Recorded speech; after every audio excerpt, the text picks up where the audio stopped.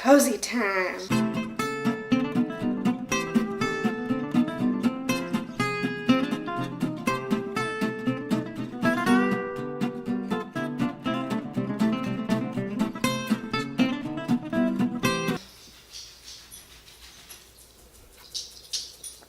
Oh, hello. Did you hear me immediately start talking to myself and then you know that there's a camera on? Welcome back to another riveting episode of Coffee Chit Chats with Cass. Cheers, everyone. I'm thinking about getting a new lens of sorts to do more of like a wide angle shot because the one that I'm using zoomed out all the way, and so I have to have the camera back a little bit to even see my beautiful thriving peace lily here. But I want to be able to see more of this area, although this may be fine. So that's your ramble? Yep, that's a ramble for the day. So today in coffee we have, almost spilled, my Dunkin'. This is the plain, just regular original blend coffee with silk soy creamer and some maple syrup. So happy morning, everyone. What are you doing? Are you being a blip? Hello, good boy. Oh, Duke's playing Get Me, Don't Get Me, where he wants attention until I go to give it to him and then he runs away. Would you like to sit up here or not? You need to make a decision. No? Okay. I think he hears the cats, so he's going to make sure there's no funny business happening here. So, welcome back to my little corner. It was a busy weekend and I did not take the time to do this, so here we are on Memorial Day doing a little catch up. There's a lot of weird random things that I guess have been happening, so let's just touch base on a couple of them. So the brand Kiss, that I've actually gotten their lashes in an influencer box before, and I know of the brand. They're, I think, mostly drugstore, but they also have them in like Target and Walmart, which I don't consider to be drugstore. I just think that's like, you know, technically affordable or grocery, but that's another beef for another day with, you know, the way that the beauty community works. So at any rate, Kiss now makes an at-home nail kit, and I think I saw about it on Twitter, and I was like, if this is real, I need to try it, because I wax my own eyebrows and, you know, don't really go to the nail salon. Also, since I moved fairly recently, I don't know where to go to get the good nails because, you know, every time I ask someone, it's a different place.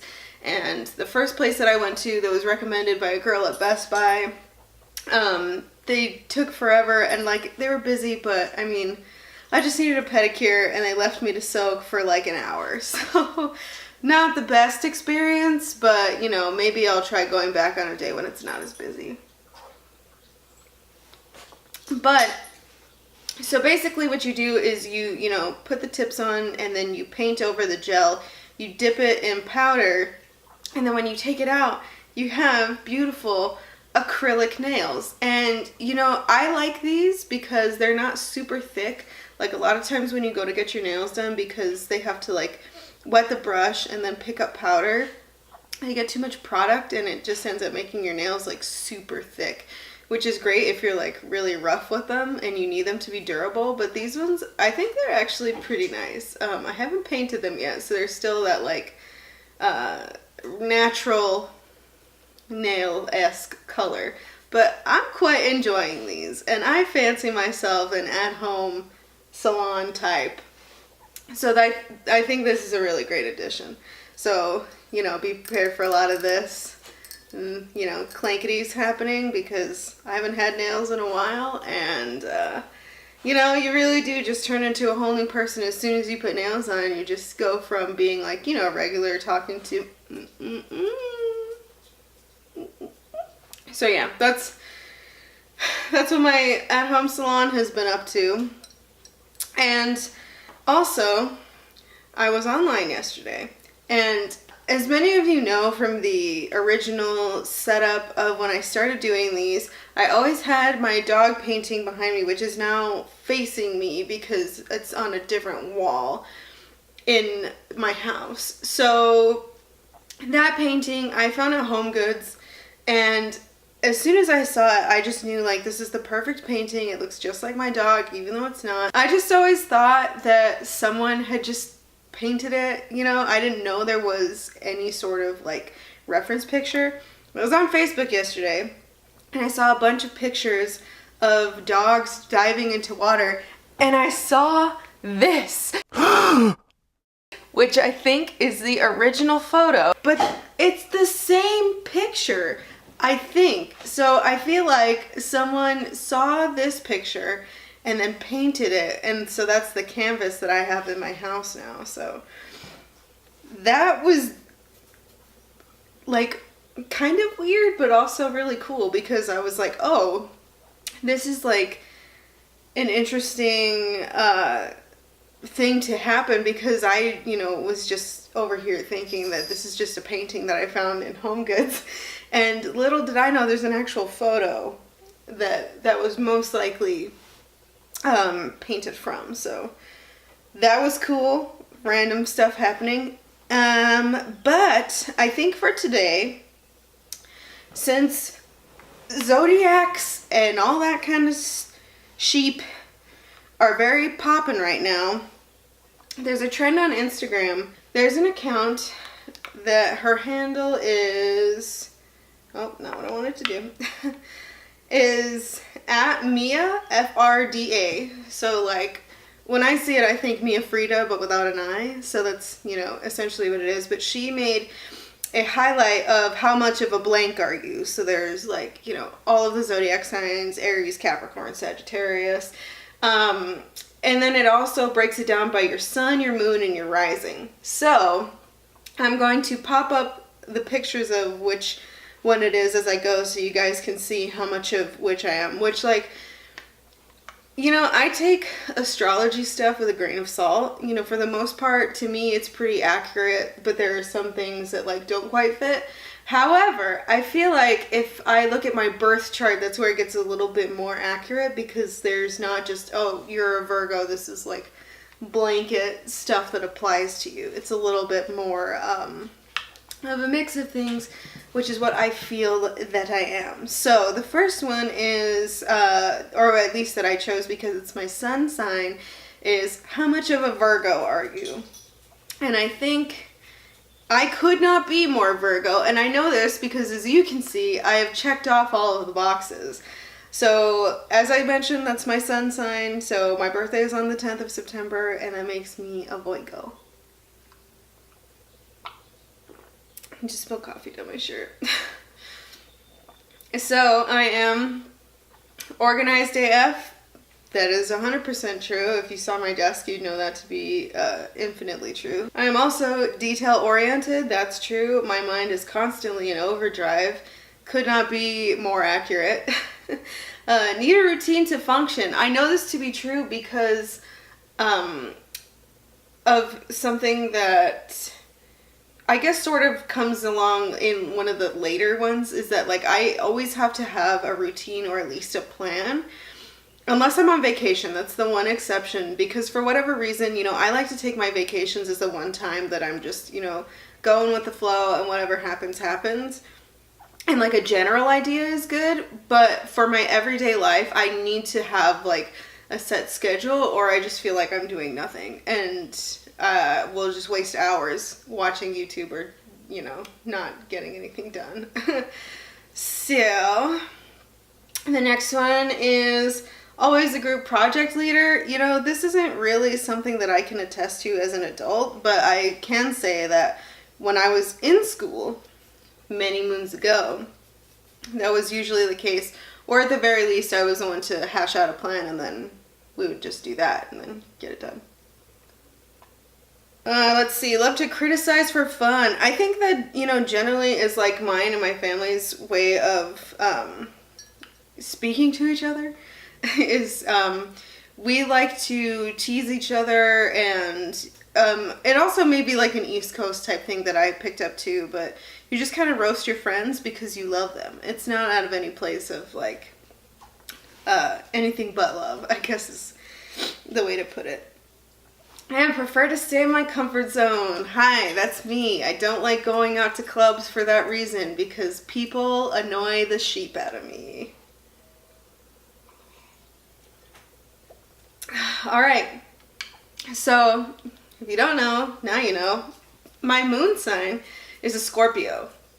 And so basically I think of Scorpios as just kind of like mysterious and sexy. So I feel that's probably why like most of these aren't very, you know, accurate to describe me, but it does kind of, you know, fit me at least a little bit. I think just under half of these are ones that apply to me. The first one, which I put 3 check marks next to because it's like just too true, is resting bitch face. I get a lot of the time people think that I don't like them at first or like whatever the deal is, but I just kind of like don't really have much of an expression in a resting face. So I'm not one of those people who's always smiling. And that's not to say that I'm not always happy or that I'm always in a bad mood. It's just not my like natural state, I guess. So that's where the RBF comes in. Super strong intuition, I feel like, applies to me. A lot of the times I kind of know what's going to happen before it happens, or I think, oh, this is probably what will happen, and then it does. So I feel like that one applies. And then extremely guarded, that is just me. I use humor as a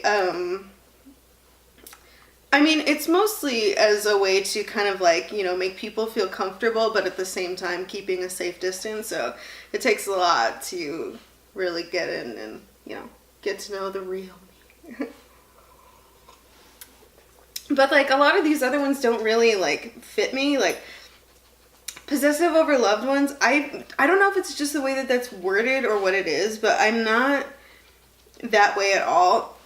I'm also not a jealous person, so maybe that's part of it too. I honestly don't think I have a jealous bone in my body when it comes to relationships, which might, you know, be to a fault, but it's just not my jam. Intense mood swings, not really me. I will say though, like if something happens where like I'm in a good mood and then something bad happens, I will come to a grinding halt. But I don't think it's so much like, you know, just out of nowhere that would happen. So that's why I feel like that's not me. Never forgive or forget. You know, it may take a while, but I generally tend to forgive people, or at the very least, you know, be civil. And I never forget anything, because even if I forgive you, it's always going to be in the back of my mind, or at least I will know that it happened. So that's why that one doesn't fit, because it's only half true. I'm usually one to forgive, but I will never forget. And then there's interested in the paranormal / occult, which that one is on a couple different signs. And I don't know, like, why that's in there. Like, I guess I'm interested in the paranormal, but not so much that I would consider that, like, something that would really describe me. Like, I don't know. I don't know why that one is, like, just kind of sticks out to me. But that does not fit me either. And then my last one is my rising sign, which I didn't know until I read my birth chart again recently, because I've read it in the past just to kind of like see. That's how I knew that my moon sign was Scorpio. But my rising sign is Gemini, which after like looking through this picture of like the traits, at least according to this person, I can kind of see why that would fit. So, you know, the first one on here is talkative. That's me. I feel like I could probably talk until the end of the earth, just because, I don't know, I like talking to people. I like relating to people. I like making people laugh. So that's me in a nutshell. Indecisive gets 2 check marks, because although I like making plans and I like knowing what's going on, I have a hard time making decisions, because there's something about that just being finalized and like that's what's going to happen that sometimes I struggle with, because I feel like if there's a negative aspect to either outcome, if I'm, you know, at a split decision, I don't know which one to pick, so I just sit on it for a while. This one too has major mood swings. That does not apply to me, but it is on this list. Loud and expressive. This one I checked off, but I don't feel like it's always necessarily true. Like, I would say if I'm new in a group setting, then it's not true because I'm very quiet and observant in group settings at first, like especially if I'm unfamiliar, and that kind of ties into the next one as well. But I do feel like when I'm telling stories, when I'm really like, passionate about what I'm saying, I am loud and expressive because I'm half Mexican, so we is loud and louder, And the next one says life of the party. I feel like maybe that was true when I was younger because I was more, not attention seeking, but I just like thought that I was so interesting and everybody wanted to hear what I had to say. And now I am more self-aware, so it's not like I'm going to be the one like in the center of the dance floor doing whatever. But hi, Ollie Wally. Everybody say hello to Ollie, the little boyo. Come on up. Thank you for coming and participating. That's so nice of you. What a sweet boy. He actually might just be trying to get away from Duke, but this is the boyo. So we're having a nice little tangent here. Thank you for sitting with Mama. I love you.